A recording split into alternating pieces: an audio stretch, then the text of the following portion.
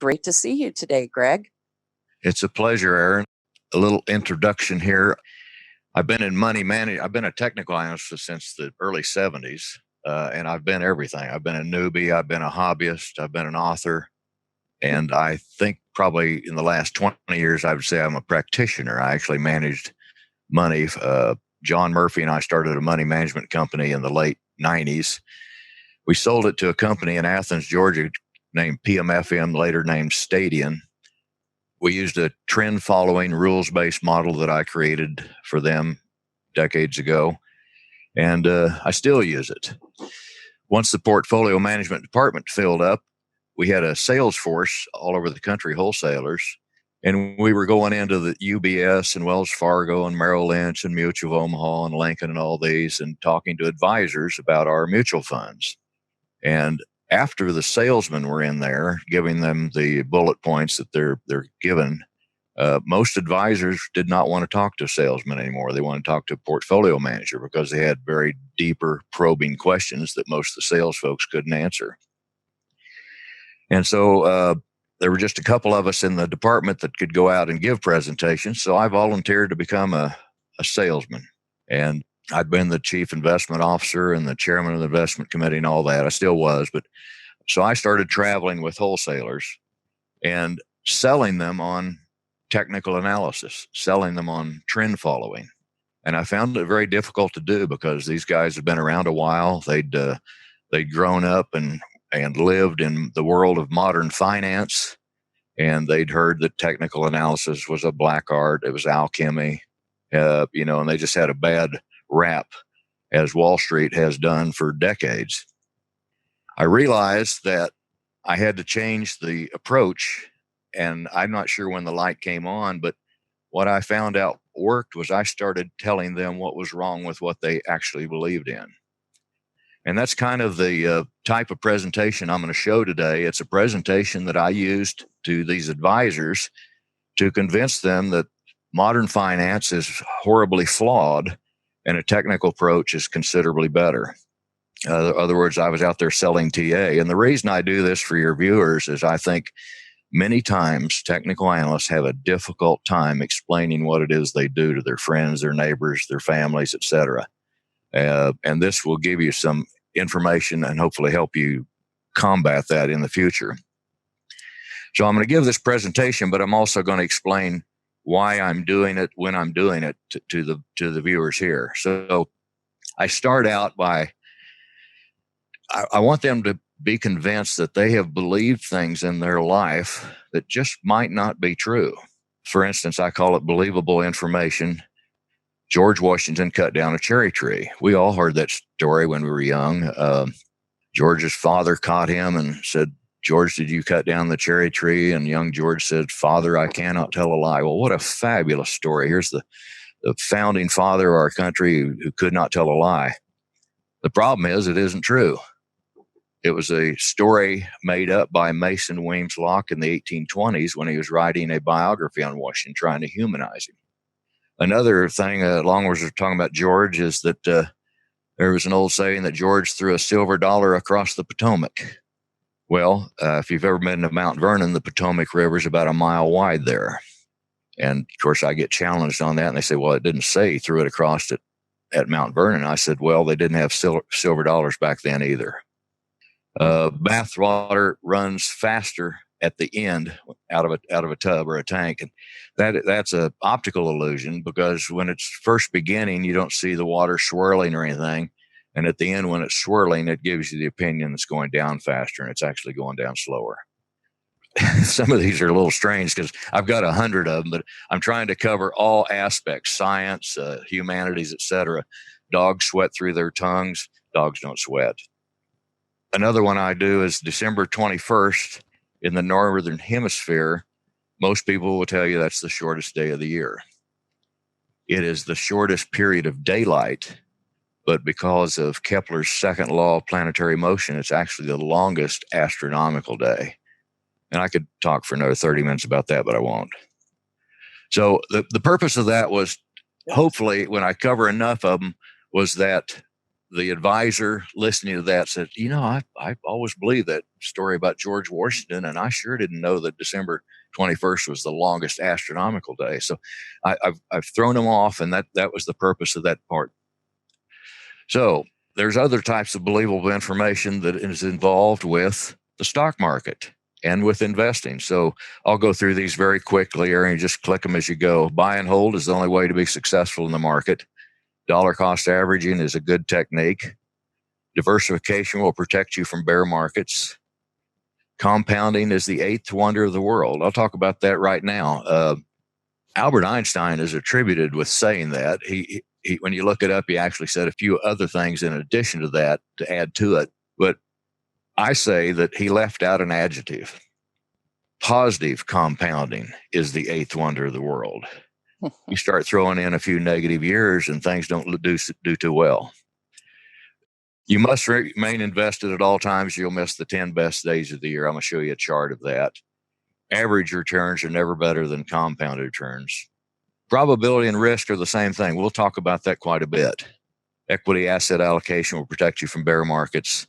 Economists are good at predicting the market. I don't know if you watch the CNBC, but they are constantly parading economists on the show and asking them what they think of the stock market. And here's the problem I have with that. The stock market, the S&P 500, is one of the components of the index of leading indicators for the economy. So it seems like they got the cart and the horse reversed when they're asking an economist about the market. Chasing performance is a common technique. That is very true, and it's a very bad technique. So I've got this, the late Ian McAvity gave me this slide about 20 years. Ian wrote Deliberations newsletter out of Toronto. He died here a few years ago, and this is one of his slides he used. I think I don't even have to say anything. You just need to look at it for a second. Modern finance wants you to believe that risk is volatility, and that volatility is defined by a statistical term called standard deviation, which is the distribution of returns over time. I think that's terrible that they use that as risk. I think actual drawdown is risk. In other words, the amount that prices have gone down from a previous high in percentages. A client will understand if he's down 50% what risk is, a lot more than if you told him his standard deviation was 31. As you can see, there are a lot of drawdowns. This is the Dow back to 1960. And that red line shows the percentage of drawdown.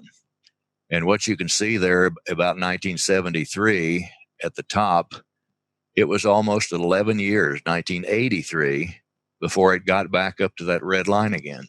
So we were in a state of drawdown all of that time. And it got down to minus 45% there in 1974. So it's not just the drop in magnitude, it's also the duration. This drawdown went down 45%, but it took almost 11 years to get back to even. This is just a chart I have in my book, Investing in the Trend. Bear markets can be expected because we've had a bunch of them. These are the ones on the Dow back to 1885. I don't use the Dow very often, except because we have actual daily data back to 1885. The S&P only goes back to 1927. And we've had 15 bear markets, and you can see all the data associated with it, decline in days, et cetera. Even if you left out 1929, that top one, you can see that the average drawdown is 20, 18, 22. I mean, they're all huge drawdowns, and those drawdowns can be devastating if you're a buy-hold investor. So what that shows is that a 42% decline requires a 72% gain to break even. That's called equivalent return math. I think everybody knows if you go down 50%, you've got to double your money to get back to even. And I always ask people, when's the last time you doubled your money?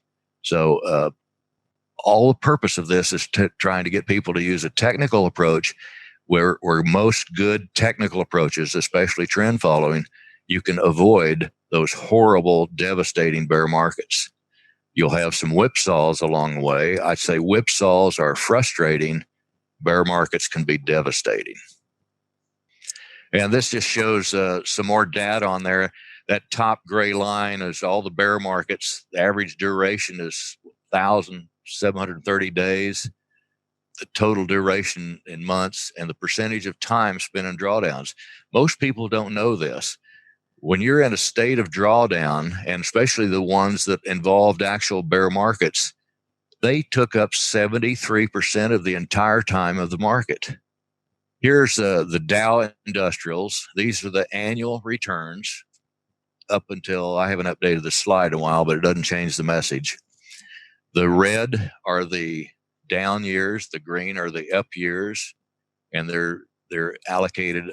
This distribution is based on deciles every 10%.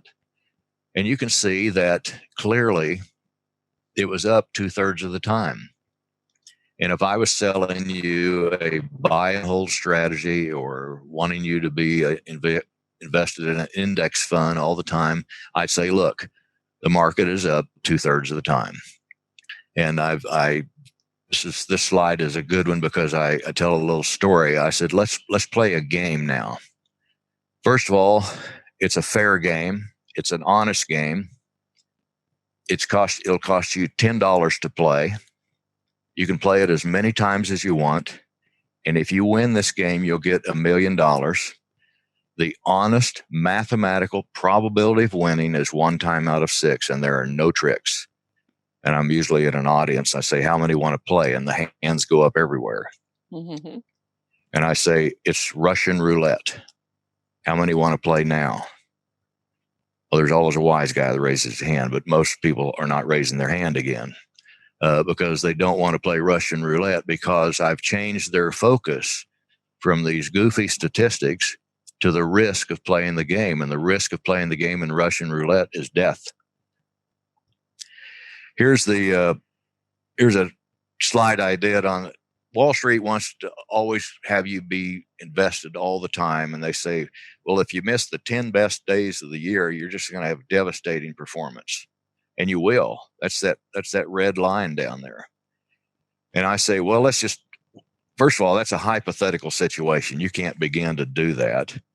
And you can't begin to do the one I'm going to show you. But what if you miss the 10 worst days of the year? That's that blue line at the top.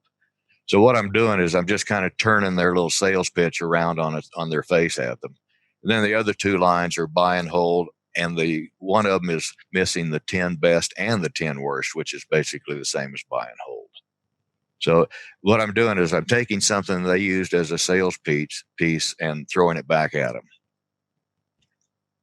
Oh, this is it going back. This is extreme here. This is the same chart, but I go back to 1926 using daily data. Diversification. First of all, most of us for years have always thought of diversification as a free lunch. Yes, you should be diversified. You should not put all your eggs in one basket. Gerald Loeb, a very famous guy back in the 50s and 60s, he said, you can put a few eggs in that basket. Just make sure you watch that basket very close. Well, that's what you can do with technical analysis. You can watch that basket really close. But if you are not diversified, you're just putting yourself at a little bit greater risk, especially if you're just buying stocks, common stocks. So here's an example showing you all these asset classes. These are all Vanguard mutual funds, small cap, large cap, small values, emerging, European, et cetera. And you can see they're very well diversified. Here are those same mutual funds during the last bear market that we had, which was a bear market that included almost everything. This is why diversification will not protect you from bear markets. It'll just cause you to suffer along with everybody else while you thought you were protected. Compounding is the 8th one of the world. We've talked about that. This is an example just where you have 3 years of investments. The boring one is up 10%, up 6%, up 8%.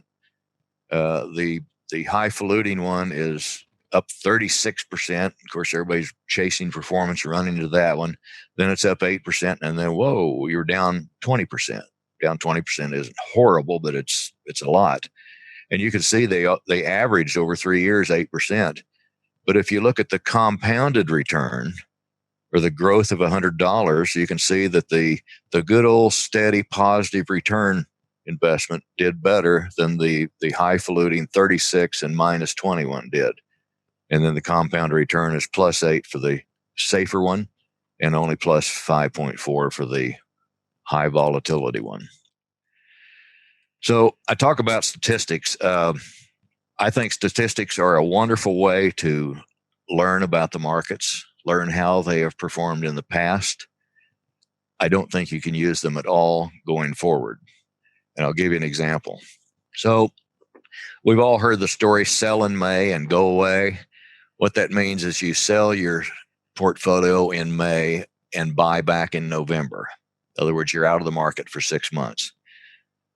Well, one of the problems with that is they don't tell you when to sell in May. I mean, there's 21 trading days and there's 6.5 hours of trading a day. I mean, you can sell in a few seconds. So they don't even tell you when you're buying back in November. So, and I don't know what they use for that. Probably the end of the month data, which is terrible. But let's say you did some research and you went back and studied the best day of the month in May to sell and the best day in November to buy. And this worked 75% of the time, which means 75% of the time, and we're not talking about how much you made, but 75% of the time, this strategy had a positive return. And we'll just leave it at that. That's not bad.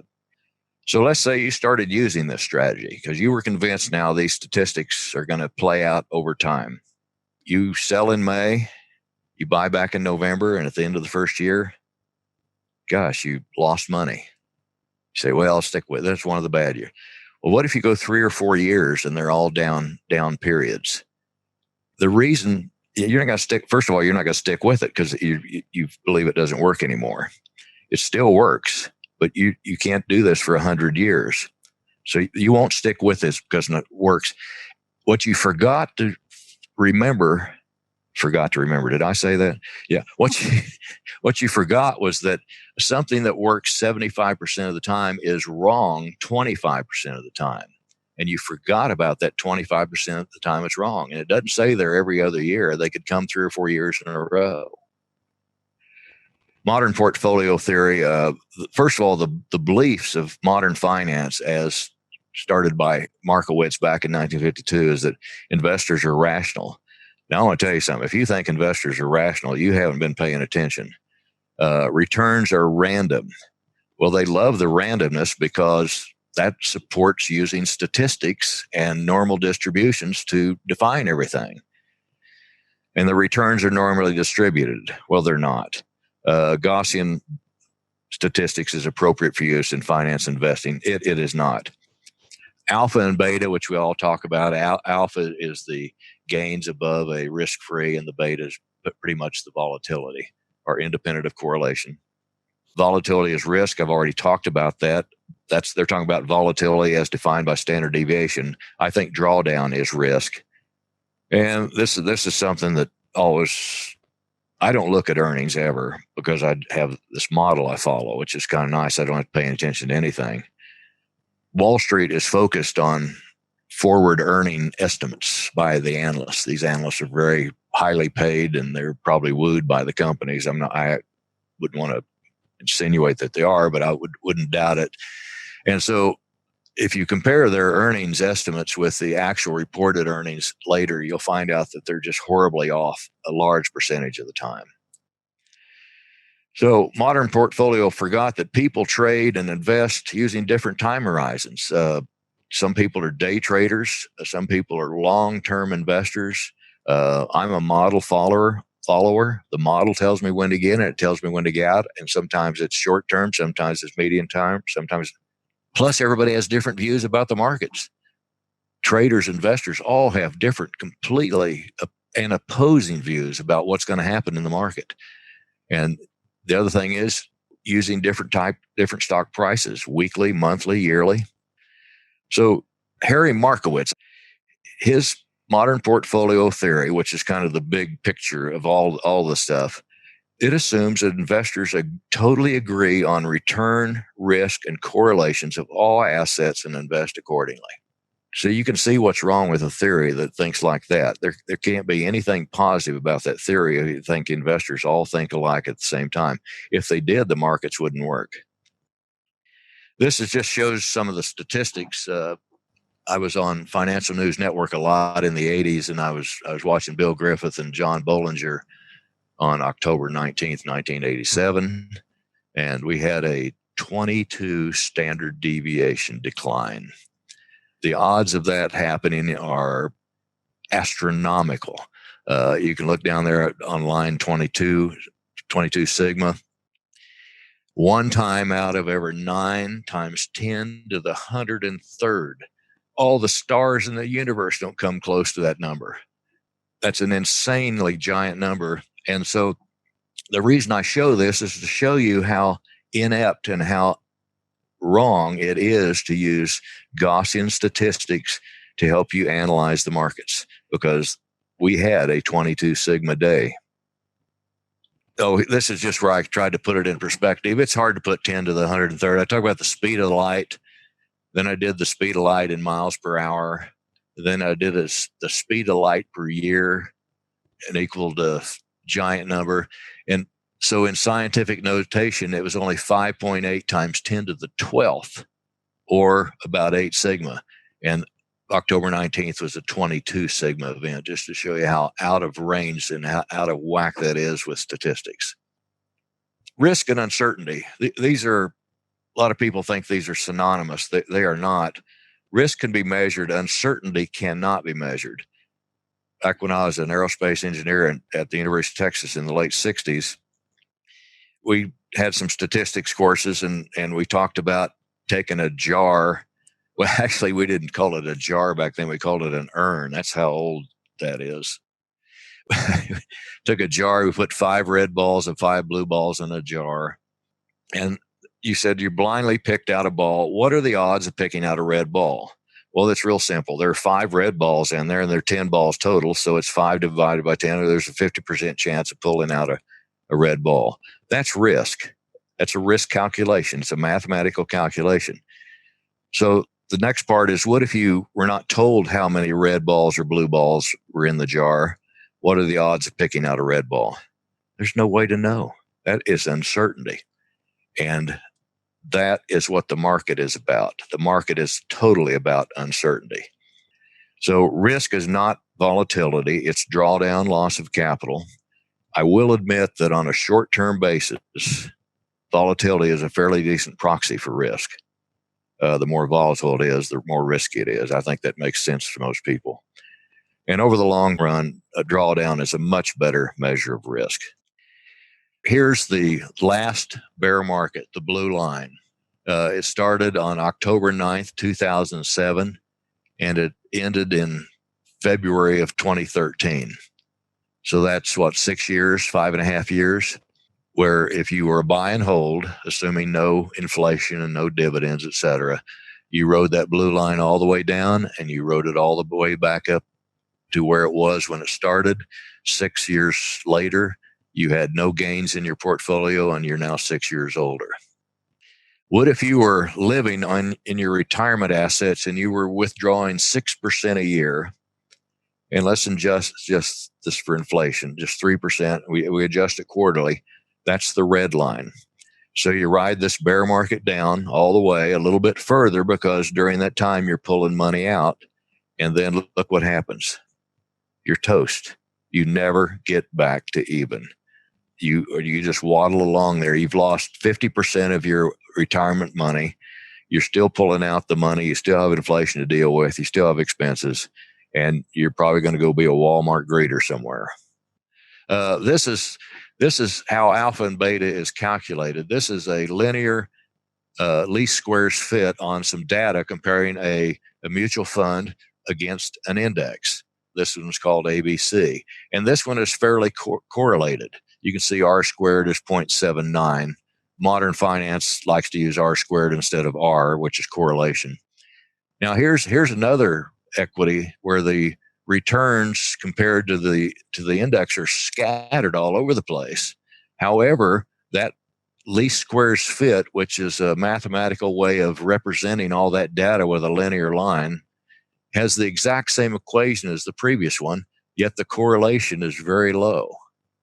So here's the overlay of the two. The same line represents the red dots. It also represents the blue dots. And so when you're going into Morningstar or one of these firms that shows you all these mutual funds, and they show you, oh, the alpha is where it crossed the y-axis, and then the beta is the slope.